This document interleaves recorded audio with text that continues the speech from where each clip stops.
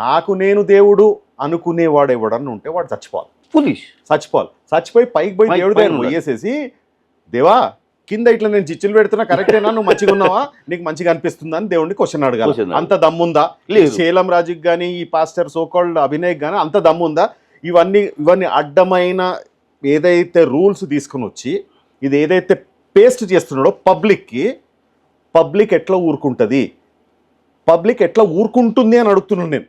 ఇక్కడ సోకాల్డ్ మీలాంటి ఇంటలెక్చువల్స్ కానివ్వండి అందరూ మాట్లాడుతున్నారు తప్పిస్తే వాడి మీద ఎందుకు పోలీస్ కేసు పెట్టేసి ఫస్ట్ లోపల ఎందుకు వేయట్లేదు సార్? యాక్చువల్లీ ఇప్పుడు ఇక్కడ తప్పు ఎక్కడ అవుతుందంటే యాక్చువల్లీ మతంలో మత పెద్దలు ఉంటారు. యాక్చువల్లీ వాళ్ళు బయటికి రావాలి, వాళ్ళు ఇలాంటి వ్యక్తులను తాట తీయాలి. ఎందుకంటే అసలు మత పెద్దలు అంటే ఏంటిది?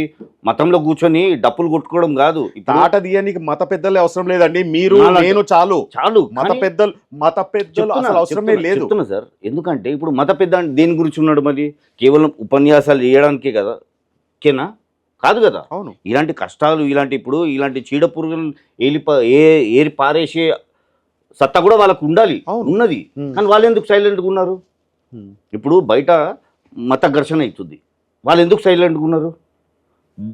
గుడ్లపై దాడి, చర్చిలపై దాడి అంటున్నారు, మళ్ళీ వీళ్ళు ఎందుకు సైలెంట్గా ఉన్నారు? ఇప్పుడు వీళ్ళు వచ్చి బయటకు వచ్చి దీనికి పరిష్కరించాలి. ఎందుకంటే మత పెద్ద అంటే కేవలం మఠాల్లో కూర్చుంటాను లేదా ఏదో ఇప్పుడు క్రిస్టియన్ పెద్ద ఏదో మినిస్ట్రీస్లో కూర్చుంటారు కాదు. వీళ్ళు బయటికి వచ్చి కనుక్కోవాలి, అసలు పరిష్కరించాల్సింది వీళ్ళు. మీరు పబ్లిక్ లేదా ఇలాంటి వీళ్ళు కాదు, మత పెద్దలే రావాలి. Why they are not taking? వాళ్ళు రానప్పుడే మనం దిగుతున్నాం ఇక్కడ. వాళ్ళు ఎందుకు తన్ని తగలగొట్టండి, ఎందుకంటే అవసరం లేదు. వాళ్ళు ఇప్పుడు మత పెద్ద అంటే వాళ్ళు తీసుకున్న చర్యలే ఈరోజు ఈ పరిణామాలు. వాళ్ళు ఖచ్చితంగా బయటికి రావాలి. కేవలం నేను ఏదో పెద్ద పండుగ ఉన్నప్పుడే బయటికి వస్తా, ఏదైనా రిబన్ కటింగ్కే వస్తాను, ఏదైనా పెద్ద ఏదైనా గుడ్లు గోపురాలు చర్చ్ డెవలప్మెంట్స్ కానివ్వండి లేదా మీటింగ్స్ కానివ్వండి అప్పుడే వస్తాను, ఇలాంటిది పట్టించుకోనంటే మళ్ళీ ఎందుకు నువ్వు?